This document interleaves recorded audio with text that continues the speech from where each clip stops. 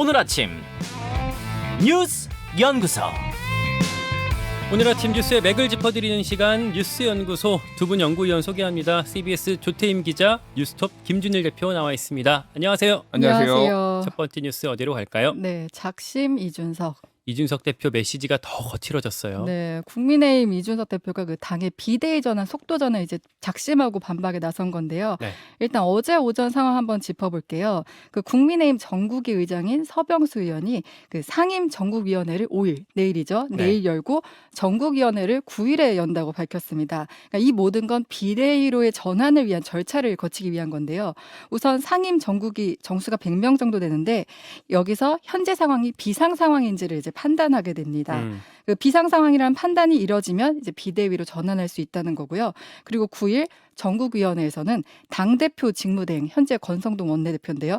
당대표 직무대행이 비대위원장을 임명할 수 있도록 하는 당원 개정안을 의결하게 됩니다. 다음 주 초중반까지 다 끝내겠다라고 네, 한 거죠. 뭐 이르면 9일, 10일 정도에 끝내겠다는 예상이 나오고 있습니다. 비대위로 전환을 하게 되면 사실상 이준석 대표의 복귀는 어려워질 것이다 이렇게 보고 있습니다. 서병수 의원은 당원 당규상 비대위가 출범하면 즉시 전임 지도부는 해산되고 자동으로 이 대표도 해임되는 것이다 이렇게 말했습니다. 또 비대위 이후 전당대회를 통해 새 지도부를 선출하게 되는데 이 새 지도부의 임기가 2년이라고 설명했습니다. 이 같은 발표가 있은 뒤 이 대표는 어제 오후 자신의 SNS를 통해 이제 강도 높은 비판을 했는데요.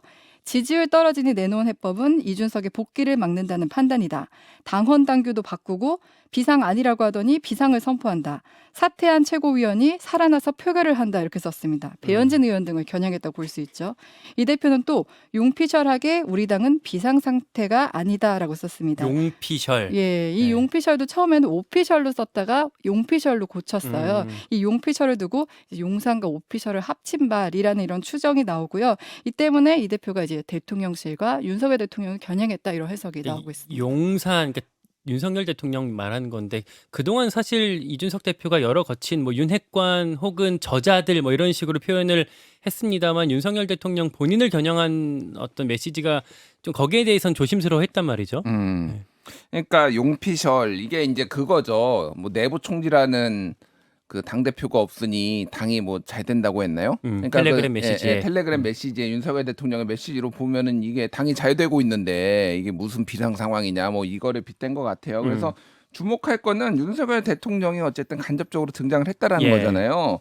그래서 지난번에 그 나주굴과 골룸 뭐 이거를 했을 때 반지의 제왕의 비유를 들었죠. 그렇죠. 예. 그거에 사실은 나주굴과 골룸이 그 이제 계속 추구하는 그 절대 반지는 사우론이 만든 거거든요. 그러니까 뭐 안 보신 분들을 위해서 설명을 드리면은 이제 거기에 절대 악으로 나오죠. 사우론이 인간들을 유혹하기 위해서 절대 반지를 만들었고 거기에 유혹에 못 넘어가서 이제 인간들의 왕이었던 그러니까 왕들이 나주굴이 되는 거죠. 망령이 되는 거잖아요. 네. 그럼 사우론 얘기는 안 나왔어요 그때. 그러니까 사우론이 누구냐라고 한다라면은 지금 사실상 이제 윤석열 대통령이었다라는 거죠. 그 지목을 했다는 건가요, 그러니까, 이준석 대표가? 그러니까 네. 사우론을 근데 언급 안 한 거는 윤석열과 각을 세우지 않겠다라는 거였죠. 그러니까 은유적으로는 알아서 해석을 해봐라고 했지만은 그런데 이제 용피셜이라는 게 나온다라고 본다면은 결과적으로 보면은 이거는 이제 각을 세우겠다라는 걸로 이제 점점점 그렇게 고조되고 있다라고 해석을 할 수가 있는 거고 어제 또 하나 이제 그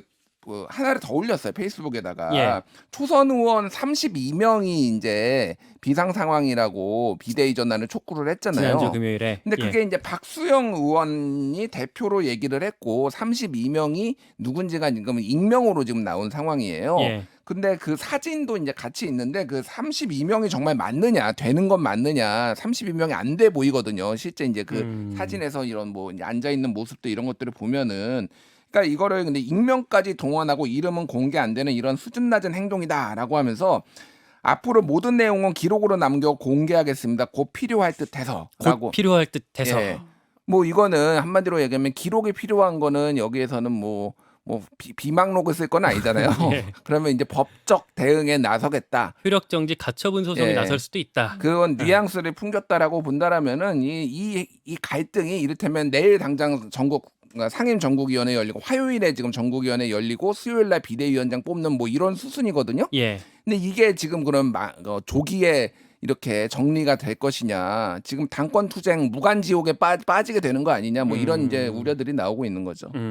그리고 절차적 정당성에 대한 문제 제기는 계속 나올 것 같아요. 원래 예. 당원 당규상 대표 잔여 임기가 6개월 이상인 경우는 남은 자녀 임기를 하는 거였잖아요. 근데 지금 원래는 그렇게 해석했었는데 이번에 어제 서병수 의원 같은 경우는 새 비대위가 들어서게 되면 이 대표가 제명되는 것이고 새 지도 체제가 들어서면 임기가 2년이라고 했거든요. 그래서 약간 좀 말바꾸기 논란도 있을 것으로 보이고, 그리고 지난 7월 11일에 권성동 원내대표를 당대표 직무대행으로 추인했을 때 그때는 사고로 봤었잖아요. 근데 지금은 사고로 판단하면은 이제 그 직무대행 체제를 시켰는데 6개월 후 이 대표가 복귀할 수 있다고 했는데 지금은 좀 다시 또 해석이 바뀌면서 이 대표가 아예 복귀하는 걸 차단하는 거기 때문에 이 절차적 정당성 관련한 논란은 계속 있지 않을까 이렇게 보고 있습니다. 그러니까 자녀 임기 관련해서 사실 어제 우리 김기현 의원 인터뷰할 때도 나왔던 얘기인데, 그러니까 당원 당규를 고치지 않기 위해서는 다음 차기 전당대회에서 뽑힌 당대표는 자녀 임기만 수행해야 된다라는 식으로 김기현 의원은 얘기를 했었거든요. 근데 이제 어제 서병수 전국위 의장이 발표한 거는 반대예요. 당원 당규를 고치지 않아도 2년의 임기를 수행할 수 있다.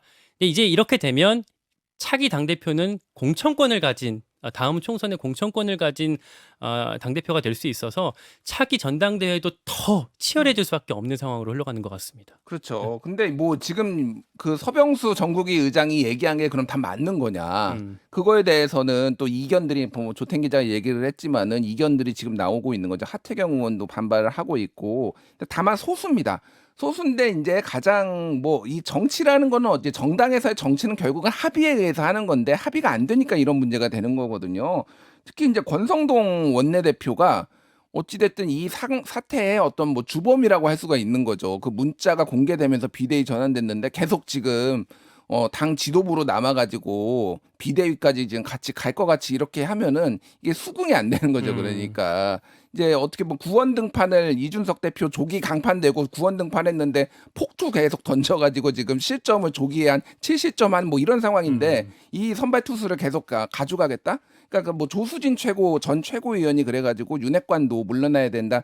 그저께 CBS 한판 승부 나와서 그런 예. 얘기도 했거든요. 그러니까 그런 기류들이 얼마나 있을지 그것도 좀 봐야 될 것 같아요. 나 이런 게 너무 싫어요. 그러니까 당원 당규 이 복잡한 얘기도 우리가 왜 알아야 합니까? 그러니까 정치력으로 해결이 됐으면 사실 그런 어떤 규정에 대한 얘기까지 할 필요가 없을 텐데 안 되니까 여기까지 온 것 같고요. 지금이라도 좀 서로 정치력을 발휘해서 어떻게 좀 해결을 해주셨으면 좋겠습니다. 우리는 두 번째 뉴스로 넘어가죠. 네, 정면 돌파 이재명. 이재명 의원이 어제 기자간담회를 열었습니다. 네, 국회의원 당선 이후로 좀 소통을 자제해왔던 이 의원이 이제 간담회를 가진 배경을 놓고는 최근 불거진 뭐 설화나 뭐 사법 리스트 관련해 정면 돌파를 택했다 이런 해석이 나옵니다. 예. 이 자리에서 이제 이 의원을 둘러싼 사법 리스크 질문이 나왔는데요. 이 의원이 여기서 한숨을 푹 쉬면서 전당대회에 맞춰 8월 중순까지 수사를 끝내겠다는 보도를 봤는데 이건 대놓고 정치 개입하는 것이다. 심각한 국기문란이다. 이렇게 강도 높은 비판을 했습니다. 이 의원은 또 사법 리스크라는 표현에 대해서도 지적을 했어요. 그러니까 국민의힘 고발에 따른 수사를 사법 리스크라고 표현하는 게 유감스럽다. 그러니까 이 의원은 향한 수사를 사법 리스크 아니라 정치 보복으로 봐야 된다 이런 얘기고요. 그러면서 이제 국민의힘과 경찰, 검찰이 쓰는 공격적 언어를 우리 당 안에서 쓰는 게 안타깝다. 그래서 당을 향해 서운함을 드러내기도 했습니다. 예. 이런 가운데 경찰이 그 이재명 의원의 배우자 김혜경 씨 법카 유용 의혹과 관련해 그 사건의 핵심 인물인 배모 씨를 어제 소환 조사한 것으로 확인됐습니다. 배 씨는 김 씨의 수행비서로 그 사적 업무를 수행하면서 법인카드 유용, 뭐 불법 처방전 발급 지시 등 의혹의 중심에 있는 인물이거든요. 핵심 인물인 배 씨에 대한 소환이 이뤄지면서 이 김혜경 씨에 대한 조사도 임박했다 이런 관측이 나오고 있습니다. 그러니까 사법 리스크냐 정치 보복이냐 사실 같은 걸 두고 이제 프레임 전환을 할 수 있는 두 가지 워딩을 양쪽에서 사용하게 되는 것 같은데 수사는 어쨌든 더 빨라지고 있는 것 같습니다. 예. JTBC가 어제 이제 보도를 했는데 일단 그저께 보도를 한 거는 김혜경 씨의 배우자 김혜경 씨 차량을 운전한 사람이 사망한 김모 씨다라고 예. 이제 보도를 했는데 이거에 대해서 사실이 아니다라고 이재명 의원 측이 이제 해명을 해명을 했거든요. 했죠. 근데 어제 다시 보도가 나왔는데 선관위의 어떤 정치자금 지출 내역을 보니까 이 김모 씨한테 배우자 그 김혜경 씨 운전기사로 총 활동비 3달 동안 1,500만 원 넘는 돈을 줬다라고 신고가 돼 있다라는 거예요. 그러면 이거를 김모 씨를 몰랐다라는 것도 말이 안 되고 매우 가까운 사이였고 기타 등등 뭐 이런 문제들이 발생을 하는 거죠. 예. 이거에 대해서 이 의원 측은 어제 입장문을 냈는데 김모 씨는 배우자실의 선행 차량을 운전했고 정치자금법에 따라 적법하게 계약을 했고 단순 노무인 차량 운전 업무에 대한 수당을 받은 거다. 그리고 김매경 씨 차량 운전한 사람은 자원봉사자로 다른 인물이다. 뭐 이런 얘기를 했습니다. 근데 어찌 됐든 1,500만 원을 지급을 한 거는 맞고 운전을 한 건 맞는데 뭐 선행 차량이라는 게 뭐 여러 차량이 있으면은 다른 차량을 얘기를 하는 것 같아요. 이게 핵심 쟁점이 이게 예. 이재명 의원이 그 숨진 김 씨랑 나는 모르는 사이다 이렇게 선을 그었었는데 그게 모르는 사이가 아니라 어떤 관련이 있는 정황들이 나오고 있으면서 뭐 부인하고 더 가고 이런 과정들이 왔다 갔다 하고 있는 거죠. 그렇죠. 결국은 이제 모든 이제 초점은 이재명 의원한테 이제 맞춰지는 거고 뭐 토안 조사된 배모 씨의 명의의 집에서 김모 씨가 살았던 것도 있고 예. 또 배모 씨와 김모 씨가 같이 다니면서 카드 긋고 이런 정황을 지금 경찰이 수사하고 있고 그러니까 뭐 이제 이거를 말았느냐 몰랐느냐라는 건데 결국 어제 이제 기자간담회 핵심은 이거예요. 설화 리스크 뭐 이를테면은 뭐 국민의힘의 저항력층이 뭐 지지한다 아니면은 뭐 욕설 플랫폼을 만든다 이런 거 사과했거든요. 예. 사과해도 되니까 사과한 거예요. 근데 이 사법 리스크는 소위 말해 사법 리스크는 물러설 곳이 없으니까 이렇게 강하게 반발을 한 겁니다. 지금 수사가 굉장히 빠르게 진행되고 있거든요. 그거에 대해서도 이제 반발을 했는데 결국 이게 이제 당내에 어떤 역학 구도에 영향을 미칠지 그리고 당 대표가 되더라도 민주당이 경랑에 빠질지를 좀 봐야 될 것 같아요. 조태임 기자, 지금 민주당 전당대회가 이제 시작이 되면서 주자 간의 토론회도 이어지고 있잖아요. 네. 여기서도 이런 얘기들이 계속 나오는 것 같아요. 네, 근데 실제로 토론회에서는 사법 리스크에 대한 언급은 좀 자제되는 분위기예요. 아무래도 사법 리스크를 얘기하면 할수록 이 후보에게 좀 유리하다 이런 생각이 있는 것 같고 그리고 박주민 의원도 이게 장기적으로 볼 때는 당의 박용진 의원, 예. 아니요. 박주민 의원, 이전에 예, 박주민 의원이 장기적으로 볼 땐 당의 미래에 도움이 안 된다 이런 얘기도 했었거든요. 그리고 또 지금 오히려 사법 리스크를 얘기하면 그 지금 윤석열 대통령 지지율이 떨어지는 상황에서 이제 대안으로 좀 부각되는 면도 있어서 오히려 좀 사법 리스크 얘기는 좀 자제하는 분위기가 계속 이어지지 않을까 이런 생각 저는 듭니다. 알겠습니다. 우리 2부에 그 월간 박지원 오늘 준비되어 있거든요. 국민의힘 얘기 그리고 민주당 얘기까지 같이 한번 풀어보도록 하겠습니다. 마지막 뉴스 어디로 갈까요? 네, 어느 간호사의 죽음. 서울 아산병원 간호사가 근무 중에 뇌출혈로 쓰러졌는데 결국 사망했어요. 네, 상황을 좀 정리를 하면은 이 간호사가 출근 직후 두통을 호소하다 뇌출혈로 쓰러졌고 아산병원에서 응급처치를 받았지만 이제 긴급 수술이 필요했던 상황이에요. 예. 그런데 병원에 뇌출혈 수술을 담당할 의료진이 없어서 서울대병원으로 이송됐고 이후 숨지게 된 겁니다. 이제 이송하는 과정에서 골든 타임을 놓쳤다 지적이 나왔고 이제 더욱 논란이 됐던 건 서울 아산병원이라고 하면 이제 국내 손꼽히는 탑5 안에 드는 대형 병원인데 이곳에서 의료진이 없어서 수술을 못했다는 현실에 대한 이제 비판이 나온 겁니다. 우선 문제가 제기됐던 건 당의 응급처치나 대처가 적절했는지에 대한 문제입니다. 그러니까 대한간호사협회는 서울대 병원까지 이동하는 데 걸린 시간들을 명백하게 밝혀야 될 것이라고 밝혔는데요. 이후에 이제 그 이면에 의사수 부족이나 수가 문제 등에 대한 지적이 나왔습니다. 이 부분 어찌 보면 의료계의 좀 고질적인 문제기도 하잖아요. 그래서 이 부분에 대한 좀 우리 공론화 과정이 좀 필요해 보이지 않나 싶습니다. 그러니까 병원에서 간호사가 쓰러졌는데 의사가 없어서 살리지 못했다.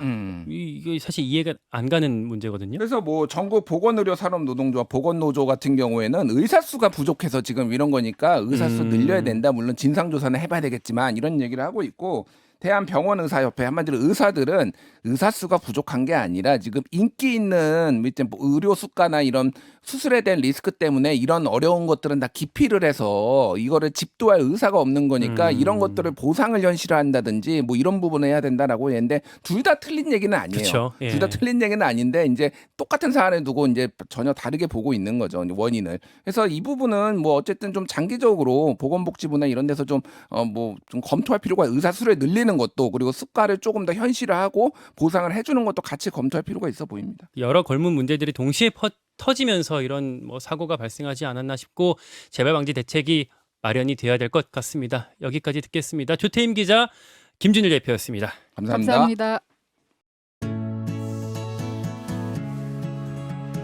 김현정의 뉴스쇼는 시청자 여러분의 참여를 기다립니다. 구독과 좋아요, 댓글 잊지 않으셨죠? 알림 설정을 해두시면 평일 아침 7시 20분 실시간 라이브도 참여하실 수 있습니다.